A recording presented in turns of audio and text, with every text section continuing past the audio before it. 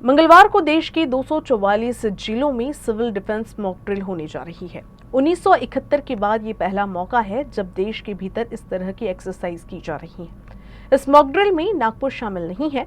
युद्ध जैसी स्थिति में ये देश की आंतरिक सुरक्षा को जानने के लिए एक महत्वपूर्ण कदम है, जिसके तहत आपात स्थिति में आम नागरिकों की तत्परता की जांच की जाती है।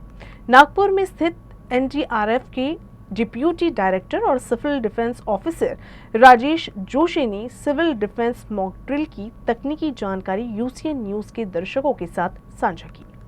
पाकिस्तान के साथ में युद्ध की संभावना को देखते हुए देश की आंतरिक सुरक्षा अलर्ट मोड पर है। युद्ध जैसी स्थिति में और परिस्थिति में जो आम लोग हैं वो किस तरीके से अपनी तत्परता को दिखा सकते हैं और स्थिति को नियंत्रण करने में अपनी भूमिका को निभा सकते हैं, इसको लेकर एक बड़ी मॉक ड्रिल कल जो है वो देश भर में की जाने वाली है। हालांकि इसमें नागपुर शामिल नहीं है, लेकिन इस मॉक ड्रिल को लेकर लोगों में बहुत क्यूरियोसिटी है, क्योंकि बहुत सालों के बाद में इस तरीके की मॉक ड्रिल होने जा रही है। तो ऐसे में इसके पीछे का पर्पस क्या है, इसकी भूमिका क्या है और इसका महत्व क्या है, इसी पर अधिक बातचीत करने के लिए हमारे साथ मौजूद हैं राजेश चौधरी सर। आप नागपुर में स्थित एनडीआरएफ की जो एकेडमी है उसके आप डेप्यूटी डायरेक्टर हैं और सिविल डिफेंस ऑफिसर हैं। सर आपको बहुत बहुत स्वागत है। सबसे पहले तो ये बताइए कि जिसकी चर्चा बहुत ज़्यादा हो रही है, बहुत लोगों में क्यूरियोसिटी है, तो ये आखिर है क्या, किस तरीके की एक्सरसाइज होने वाली है और इसकी ज़रूरत क्या है?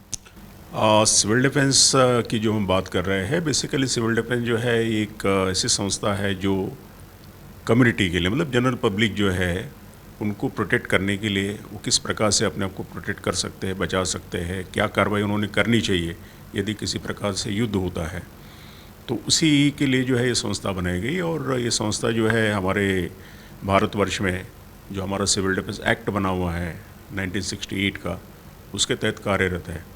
और ये प्योरली सेंट्रल गवर्नमेंट की जो है ये ऑर्गेनाइजेशन है, लेकिन एक खासियत इसमें यह है कि वॉलंटरी ऑर्गेनाइजेशन है। वॉलंटरी ऑर्गेनाइजेशन का मतलब ये है कि इसमें जनरल पब्लिक जो है अपना पार्टिसिपेशन देती है, अपने आप को उसमें इनरोल करते हुए। और जहाँ तक कल की बात है, जहाँ पर आप देखेंगे 244 जगह पर जो है ये मॉक ड्रिल होने वाली, मॉक एक्सरसाइज होने वाली है। तो ये इसका पर्पज़ यही है कि 71 के बाद जो है अभी कल मतलब ये एक्सरसाइज होने वाली है, ये जांचने के लिए भी हमें एक चांस मिल रहा है कि हमारा प्रिपेयर्डनेस जो है सिविल डिफेंस के प्रति कितना है।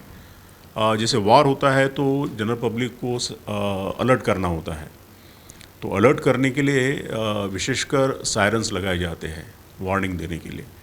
तो उसका भी जो है एक प्रकार से टेस्ट हो जाएगा कि हमारे सायरन जो है जो लगे हुए हैं वो हम प्रॉपरली उसको चला सकते हैं, उसका जो है एक प्रकार से टेस्ट हो जाएगा।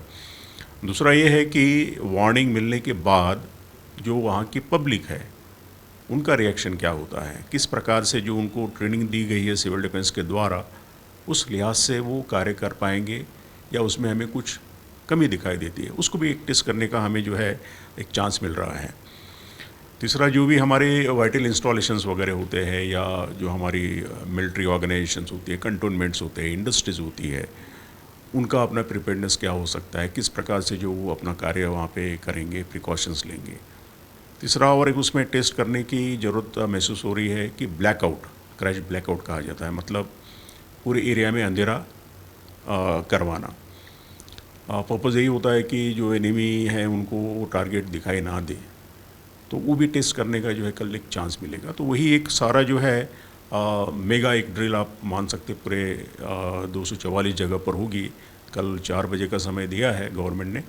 तो डिस्ट्रिक्ट मजिस्ट्रेट जो है, जो सिविल डिफेंस कंट्रोलर होते हैं, उनके निगरानी में जो है उनके प्लानिंग के आधार पर ये सारी कार्रवाई पूरी जगह पर की जाएगी।